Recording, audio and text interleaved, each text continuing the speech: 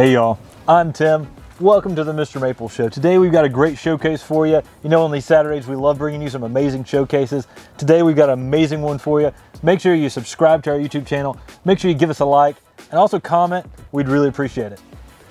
Yeah, we're trying to bring you awesome content every day of the week. We have different videos every single day of the week.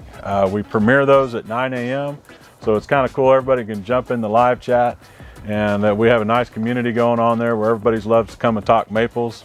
And I think today this is going to be kind of a hot topic. I mean, these are very special trees in my opinion. This species of maple just really gets me excited.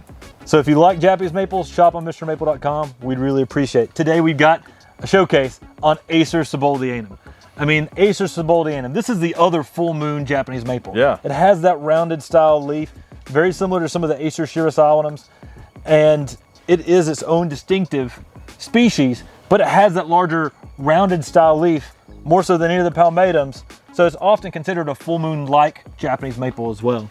Yeah, you know, and there's not a lot of different cultivars of this, and so the ones that they definitely have very unique characteristics, and you know, you can tell there's a reason why they chose these and turned these into cultivars, because each and every one that we have here today definitely shows its unique characteristics that sets it apart from each other.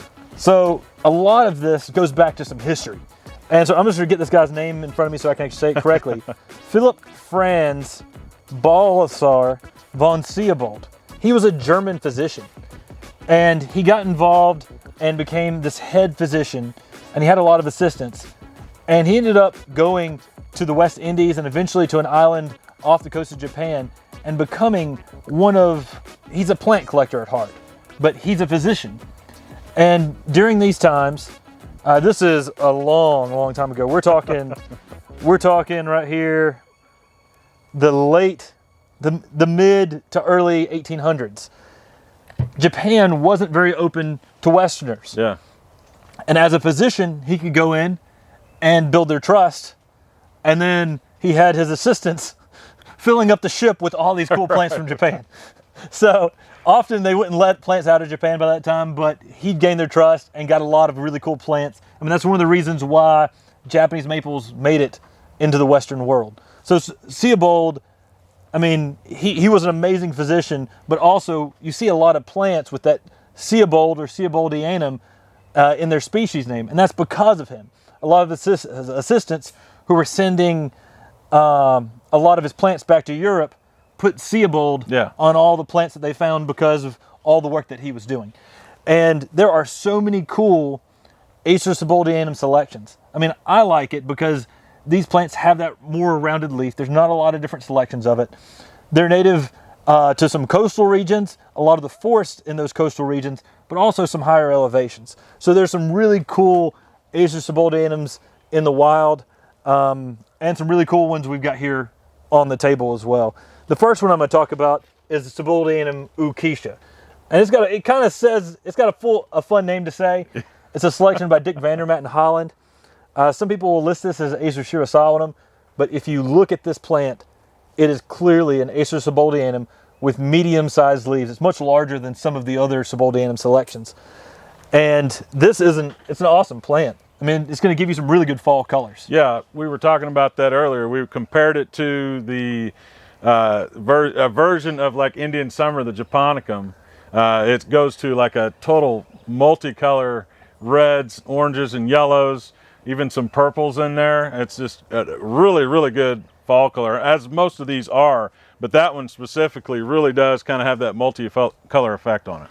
And the plants that I've got of ukisha stay fairly narrow so far. I mean, most of these are getting in that 10 feet in height, 10 to 12 feet in height in 10 years. So it gets a good growth rate to it, but it's been staying fairly narrow and more compact so far for us. It's a newer one to the nursery trade. Again, some people list it as shirasawanum. There's a big difference between Acer shirasawanum and Acer sieboldianum. A lot can be seen even just on the branching right now. You can see a pubescence on the branching of the Acer sieboldianums. And that's a clear indicator that you've got a really strong sieboldianum influence in this plant. But then as this plant begins to start leafing out in the springtime, the branches that come off of this the leaves leaf stalks will have a heavy pubescence, and so will the leaf as well when it first leaves out. And that's a clear indicator that you've got a lot of Acer sieboldianum. Now, we were walking around in Raleigh at a private garden this past November, and one of the most popular cultivars of Acer sieboldianum is Soda Nouchi, or so I thought. Right.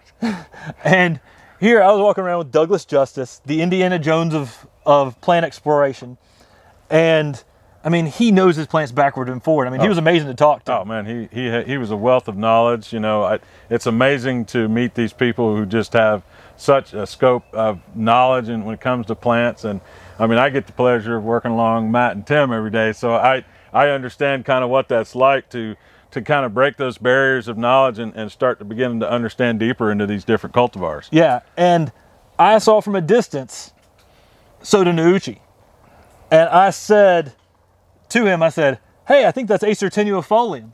And we walked up, and as we walked up and looked at the plant, I said, "Oh, it's Sieboldianum Soda Nouchi." And he said, "No, Tim, I think you're right. I think this is Acer tenuifolium." Well, I was just preparing myself for our Acer sieboldianum talk, reading a blog by Talon Buchholz about Acer sieboldianum, and he says everyone in Japan, especially Yano, also include Soda Nouchi as Acer tenuifolium. Yeah. So there you go. It doesn't have as much of the pubescence. The leaf shape is very distinctive Acer tenuifolium, and that's what caught my eye. And so if you think Acer sieboldianum, we got some controversy here in the maple world. You start getting to the species, but Soda Nouchi is likely a tenuifolium, not an Acer sieboldianum. Yeah. But anyways, off that tangent, our next one, Seki no Kigan. Yeah, I mean, this is an amazing plant. Oh, this one is really nice. I remember seeing this over at Dr. Criticos' place. We did a video over there in like perfect fall color. He had it in a spot where it's just kind of getting some dappled sun, and just like it just had this multicolor effect.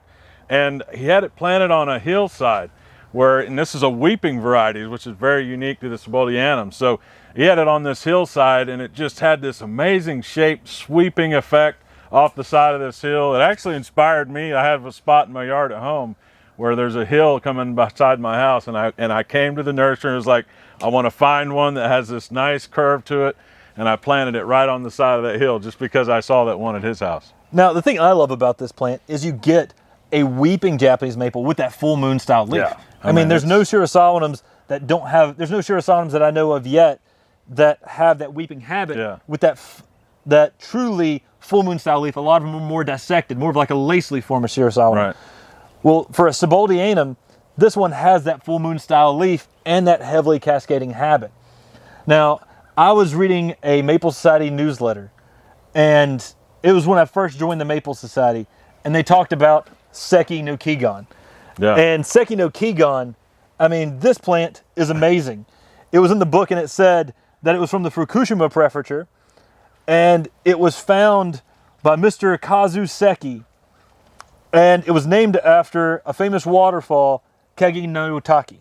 Nice. Now, in Japan, a lot of Japanese maples are named after waterfalls, and that's because they, especially those weeping types, have that heavily cascading habit, which give you the appearance of a waterfall. And that's one of the things that actually led me and Matt to name Looking Glass Falls, Right. which is a weeping style after a local waterfall here in Western North Carolina. But Seki no Kigan is spectacular. And I saw this plant in there, and they said they found this chance seedling, and it was over 100 years old. Wow. It was 10 feet tall, 10 foot wide, and it just had this cascading shape, and my jaw dropped. I was like, man, this thing is amazing.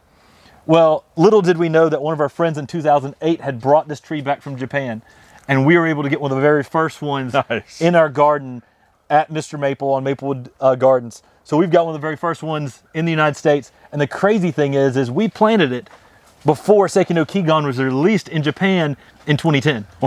So, I mean, this is a plant that I love.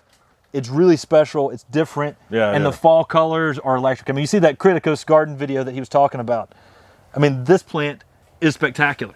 And it just puts on a display of good fall color. When it's not in fall color, it's got that weeping sieboldianum style leaf. And it really is something truly special. Definitely. So next up on the table, we've got Shoryu no Sume. Yeah. I mean, that plant's pretty awesome too. Did you have that one in Oklahoma? I did. I had this one in Oklahoma. What I really loved about it is its texture. Its leaf shape is probably the most unique out of all of these here. You know, it's got this very finger-like claw, you know, claw of the dragon. I mean, it's an amazing leaf shape on that, which gives it such a unique texture when you're comparing it to the other sieboldianums. Yeah, it's almost like you crossed a linear style Right. with the full moon style. I mean, you get that finger-like, which is where it gets the name Shoryu no Sume, which is supposed to mean claw of the dragon. Yeah. And that plant just puts on some really good yellow oranges to reds in the fall. Yeah. I first saw this plant at NJ Acer's garden, Ed and Debbie Shin. They recently just got their garden as arboretum status, and they've got an amazing collection of Japanese maples in New Jersey. And Shoryu no Sume, he had a large specimen of this at his place, and I just fell in love with it. I was like, wow, that is amazing. And eventually this tree started making it into the nursery trade, and we've been trying to make it available ever since because this plant is spectacular. I mean, the texture that this gives with that lunar lobum style leaf, Yeah, it just grabs your attention. Definitely. And you know, and that's one of the great characteristics is that pubescence too. Those just really fine hairs on that leaf when they come out. I love getting the camera out when that's happening because, I mean, just some of the pictures you can get of these in that early stage when they're first leafing out, it's unbelievable. It really is. Just the detail of those hairs on that leaf and just the way that unfurls, it's amazing.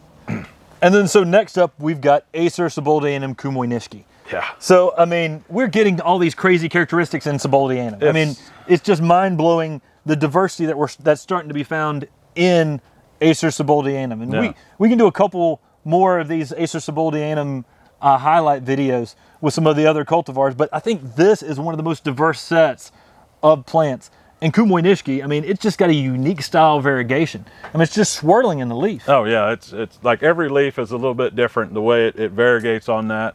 I had this one in Oklahoma too, and I love just getting out there and taking pictures of this one as well. It just has such a unique variegation to it. It doesn't really look like any other types of variegation. It's very splotchy and kind of sand dusting mix in there. And then what's really cool about that is when it goes to the reds in the fall, you get kind of where the white sand dusting is, it's more of like a light pink, and then you get the reds around that. So it just really adds to that depth of that leaf, and the color variation on that is really extraordinary.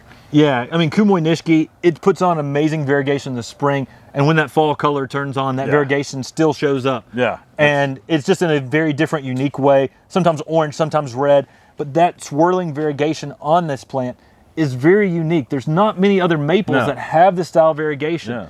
I'm really interested in looking through seeds through kumoi nishiki because that style of variegation may be fairly stable. I don't know. Yeah. I mean, it's really unique and very different. It's not one that puts on many solid green leaves. Almost every single leaf is variegated. So even on your older growth, you've got variegation on kumoi nishiki.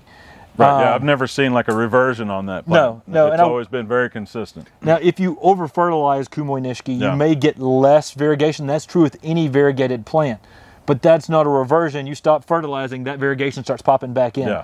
Because fertilizer is high in nitrogen. And what it does is it makes more of the green part of the leaf grow quicker. And if that happens, you're going to have less variegation. But I've never seen this one revert, and every time this plant has simply been amazing every time I see it. I mean, it's a variegated full moon style Japanese maple. Yeah, which even in the full moon realm, you know, there's not much variegation. There's Magic Moon. Right. There's Sonia Marie that Talon Buchholz introduced, but then it wasn't stable and didn't make it in the nursery trade. And so that's what makes that so unique. I mean, it's very, very special as far as when you compare it to everything else. It's kind of doing its own thing, and it's very consistent at it. So yeah. I mean, that's an amazing plant. And give it some protection from the hot afternoon sun, and I'd say that with most of these. Yeah. I'd give it in most zones, especially in the south, give most of your sieboldianum some protection from the hot afternoon sun for the best growth rate. Because, I mean, that's a plant that thrives and does well, but giving that protection from the hot afternoon sun really seems to help it. So last on the table, but certainly not least, this was one that I learned about when I first came here. And I mean, remember Tim saying, man, you need to check this one out. This was like crazy. And so we have Yayo agassa. This cultivar, to me, is kind of like moving high up in the ranks of my favorite. I immediately got one as soon as I got the chance, and I've got it in a pot at home, and it's just a joy to watch it go through all the changes. And me and you were just discussing, this plant is amazing. It's very unique, very different. It's one of the largest leaf sieboldianums. Yeah, very nice, big, yeah. And one of the cool things is Matt and I, we have over, here at Mr. Maple, we have over 1,000 varieties of Japanese maples. And we worked with the National Arboretum because there's many Japanese maples they currently had at their Arboretum that weren't in the nursery trade. So we worked with them as a reintroduction program to make sure that some of those selections got it back into the nursery trade, and Yayo agassa was one of them. Now, oddly enough, it was one that hadn't made it to the nursery trade because it was a wild collected selection by Dr. Creech, not the Dr. Creech we did the podcast with recently, but with Dr. Creech from the National Arboretum. And him and Dr. Mayer were traveling along the coast of Japan, found this as a chance seedling, and then introduced it as Yayo agassa because it stood out from many of the other Acer sieboldianums. Now, to them, it keyed out as the Acer sieboldianum. And I agree, when you see the new growth flushes during the spring, you get a lot of heavy pubescence. But as me and you were just talking about it, I wonder if there's some Acer japonicum involved in this, because it is the largest leaf sieboldianum that I've ever seen, but also the bark is a little bit darker than many of the other sieboldianums. It's a little bit smoother. You might see some traces of some pubescence, but it definitely looks like there could be some Acer japonicum involved in it. Likely some hybrid influence on that for sure. But you know what really makes this stand apart is, like you said, is that large leaf, but also just the coloration on it. When it first leaves out, it has this nice flushing, like a pink red to it. And then also you get that in return when the new growth comes, you get kind of this salmon pink color over top of that. And it's just constantly changing. And then of course, great fall color on that as well. It's one I'm learning more and more about. You know, I'm anxious to kind of see it go through the seasons. I only saw it this spring, but it's definitely one that I think everybody should be getting excited about, because it's something that's not very common to find out and available. So for us to be able to bring it, I think it's pretty cool. And it has that blushing approach that something like Blushing Beauty or Orange Fan has on a japonicum. Now, this one to me clearly shows some signs of Acer sieboldianum, so it is definitely got some sieboldianum in there. Again, the botanists who were much smarter than me, Dr. Creech and Mayer, decided this was a sieboldianum. Right. But I'm wondering if they selected it because it stood out from the crowd. Right. I mean, it definitely has something else in there. It's so unique that out there in the wild, some plants may have natural barriers to keep them from hybridizing against each other, while other ones don't. And then certain unique things can happen where there's a genetic mutation that then allows that to hybridize once and then create something unique. Right. And so I wonder if that's what's happened here with Yayo agassa. We recently did a podcast with Dr. Susan Weegriff, who's a plant genius and maple breeder extraordinaire. And she really, if this hasn't aired yet, by the time we air this video, you got to check it out. If it, when it is airing, if it has aired, go back and watch it. Yeah. Because we had some of our best time talking with her. And I found it really interesting that naturally she didn't think Acer sieboldianum would go down to a zone 4, but I've got plenty of customers in zone 4 with it thriving and doing well for them in a zone 4.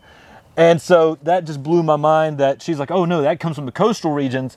And I wouldn't think that would be as cold tolerant as something like, you know, Acer pseudosieboldianum. Now, but maybe those heights that it can be found too, maybe have some influence on that as well. Yeah. Yeah. I mean, so, but it's so interesting. Acer sieboldianum is an interesting species. For sure. And there's so much to do with this going forward. Right. I mean, there's so many cool variations you can find on Acer sieboldianum. As you can see here, we've got an upright. I mean, that's just got a plethora of fall colors. I mean, like we said, it's the Indian summer of sieboldianums. Yeah. We got Seki no Kigon, which is a weeping form. We've got Shoryu no Sumi, which is the claw of the dragon, almost a lineolobum style. I mean, it's got that finger claw-like leaf to it, a variegated form, and then the largest leaf form. Yeah. I mean, what more can you ask for? I mean, I guess we can start looking for reds and oranges and yellows going forward. I feel like we've just scratched the surface when it comes to this. I mean, there's so many cultivars in, palmatum and all that, but there needs to be more effort into, expanding this particular lineup. And clearly the sieboldianums are taking on traits of some other maples. Right, exactly. I mean, we're seeing weeping, we're seeing that lineolobum style. I mean, many of these could be Acer sieboldianum X's, and that could be where we're getting some of these unique characteristics on these maples. But it's something that's exciting, and that's what draws us in to Acer sieboldianum. And I really hope you enjoyed today's video on this unique full moon like Japanese maple, Acer sieboldianum. Yeah, let us know which one in the lineup today is your favorite. Post it in the comments. We're always looking and seeing you know, you guys chatting in there and letting us know what you think about what plants we're talking about every day. But you know, it's really cool to see that community growing too. I mean, we mentioned the other day, I think we hit like 2 million views, which is crazy. That means like there's tons of you out there watching. But you know, we were looking at the stats the other day, and only like half of them are subscribed. So subscribe to the YouTube channel. I mean, you know, we're always putting out new content, so why not? You know, you'll get a notification when we put out a new video, which is every single day. So it's going to be something you're going to really enjoy. Something I noticed the other day is in the city of Hendersonville, the newspaper. We've almost got as many views in the past year on our YouTube channel as our newspaper got to their website. Breaking news. Headline news. Breaking news. It's crazy. It's crazy. And so we've been blessed. We really appreciate y'all. Remember, if you want to support our channel, please shop on Mr. Maple. We'd really appreciate it. So take care. God bless. Have a great day.